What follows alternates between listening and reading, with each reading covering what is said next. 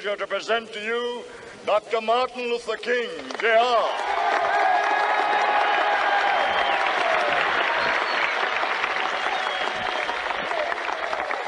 I am happy to join with you today in what will go down in history as the greatest demonstration for freedom in the history of our nation.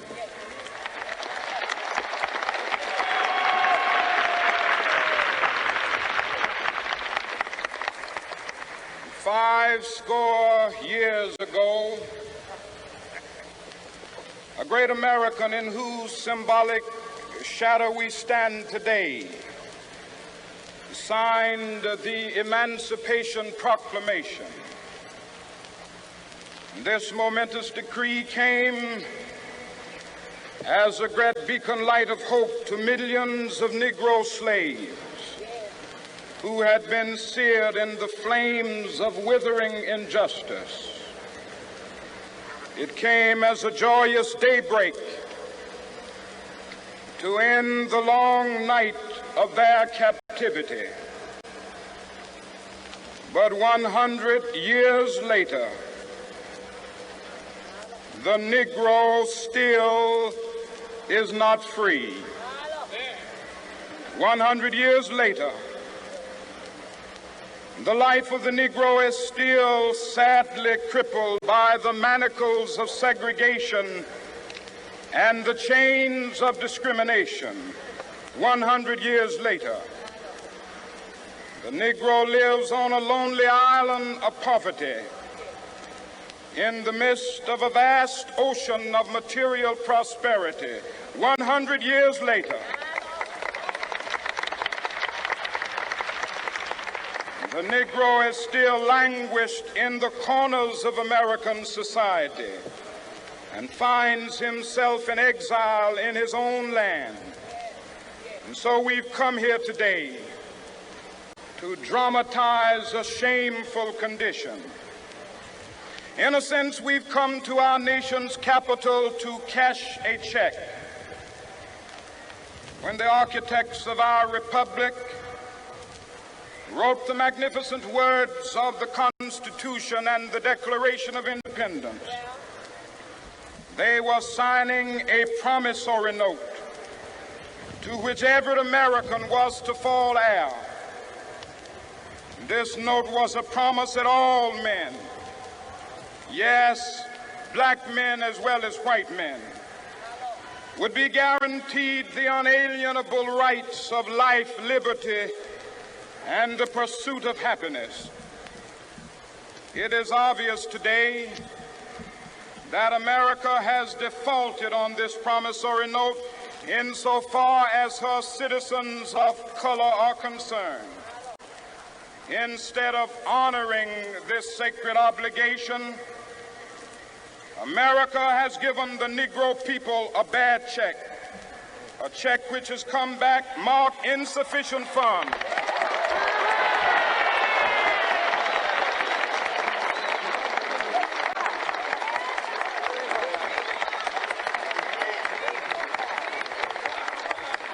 But we refuse to believe that the Bank of Justice is bankrupt. We refuse to believe that there are insufficient funds in the great vaults of opportunity of this nation. And so we've come to cash this check, a check that will give us upon demand the riches of freedom and the security of justice.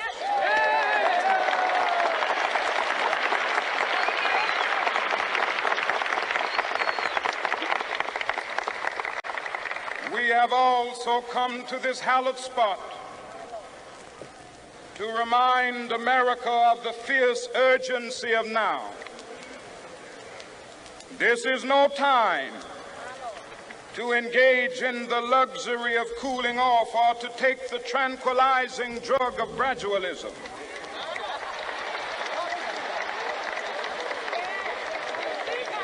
Now is the time to make real the promises of democracy.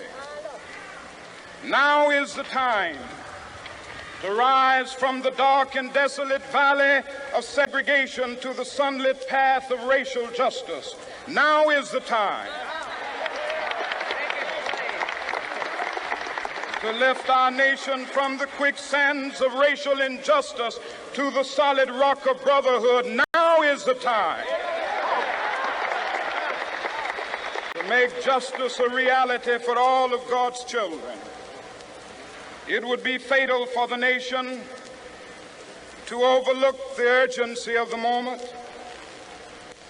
This sweltering summit of the Negro's legitimate discontent will not pass until that is an invigorating autumn of freedom and equality.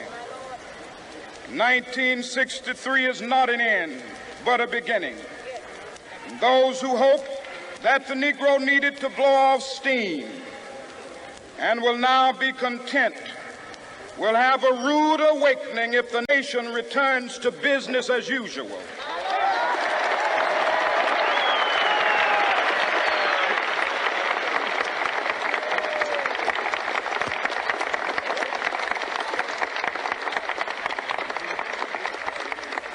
There will be neither rest nor tranquility in America until the Negro is granted his citizenship rights. The whirlwinds of revolt will continue to shake the foundations of our nation until the bright day of justice emerges. But that is something that I must say to my people who stand on the warm threshold which leads into the palace of justice. In the process of gaining our rightful place, we must not be guilty of wrongful deeds. Let us not seek to satisfy our thirst for freedom by drinking from the cup of bitterness and hatred.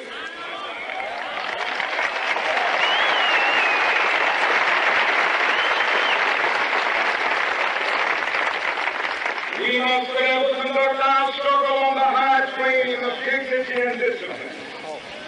We must not allow our creative protests to degenerate into physical violence. Again and again, we must rise to the majestic heights of meeting physical force with soul force. The marvelous new militancy which has engulfed the Negro community must not lead us to a distrust of all white people. For many of our white brothers, as evidenced by their presence here today, have come to realize that their destiny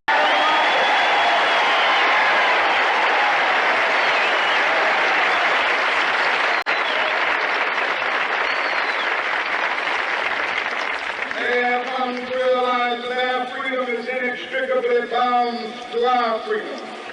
We cannot walk alone. As we walk, we must make the pledge that we shall always march ahead. We cannot turn back. There are those who are asking the devotees of civil rights, when will you be satisfied? We can never be satisfied as long as the Negro is the victim of the unspeakable horrors of police brutality. We can never be satisfied as long as our body is heavy with the fatigue of travel, cannot gain lodging in the motels of the highways and the hotels of the city.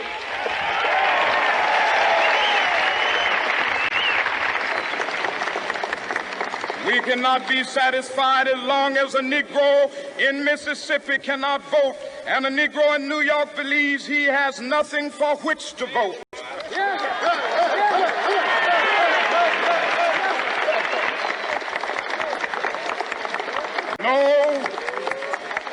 No, we are not satisfied, and we will not be satisfied until justice rolls down like waters and righteousness like a mighty stream.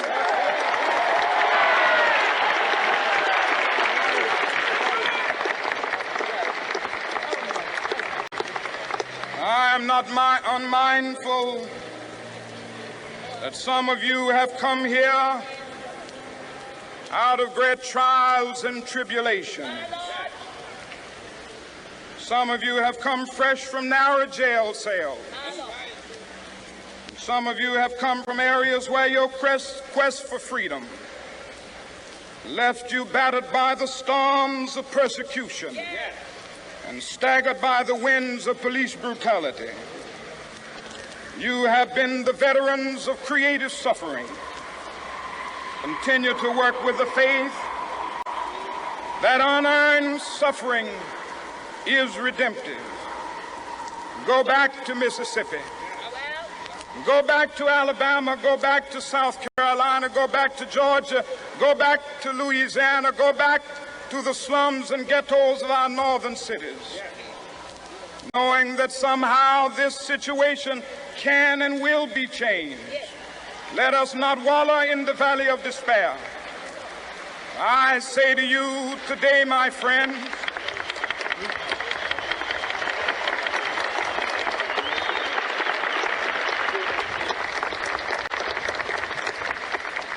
so even though we face the difficulties of today and tomorrow, I still have a dream. It is a dream deeply rooted in the American dream. I have a dream that one day this nation will rise up and live out the true meaning of its creed. We hold these truths to be self-evident, that all men are created equal.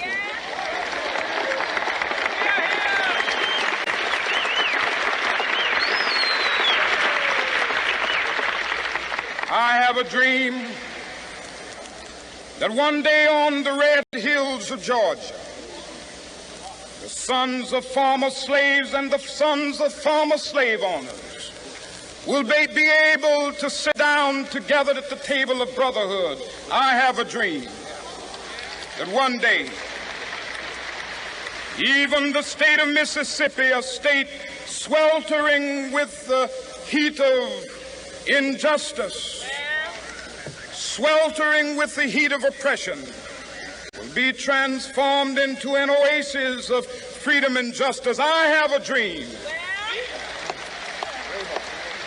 that my 4 little children will one day live in a nation where they will not be judged by the color of their skin, but by the content of their character. I have a dream today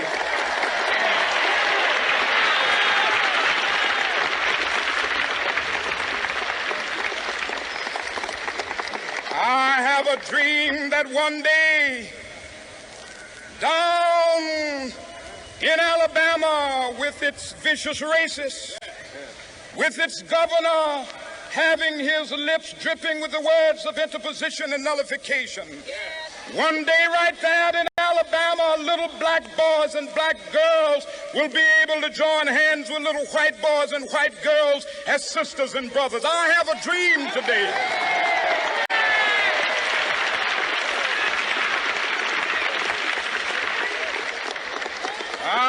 a dream that one day every valley shall be exalted, and every hill and mountain shall be made low. The rough places will be made plain, and the crooked places will be made straight, and the glory of the Lord shall be revealed, and all flesh shall see it together.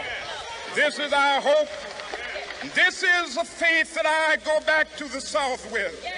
With this faith, we will be able to hew out of the mountain of despair a stone of hope. With this faith, we will be able to transform the jangling discords of our nation into a beautiful symphony of brotherhood. With this faith, we will be able to work together, to pray together, to struggle together, to go to jail together, to stand up for freedom together, knowing that we will be free one day. This will be the day. This will be the day when all of God's children will be able to sing with new meaning, "My country, tears of thee. Sweet land of liberty, of thee I sing. Land where my fathers died, land of the pilgrim's pride. From every mountainside, let freedom ring. And if America is to be a great nation, this must become true. And so let freedom ring. From the prodigious hilltops of New Hampshire, let freedom ring. From the mighty mountains of New York, let freedom ring. From the heightening Alleghenies of Pennsylvania, let freedom ring. From the snow-capped Rockies of Colorado, let freedom ring. From the curvaceous slopes of California. But not only that, let freedom ring from Stone Mountain of Georgia. Let freedom ring from Lookout Mountain of Tennessee. Let freedom ring from every hill and molehill of Mississippi, from every mountainside. Let freedom ring, and when this happens, when we allow freedom to ring, when we let it ring from every village and every hamlet, from every state and every city, we will be able to speed up that day when all of God's children, black men and white men, Jews and Gentiles, Protestants and Catholics, will be able to join hands and sing in the words of the old Negro spiritual, free at last, free at last. Thank God Almighty, we are free at last.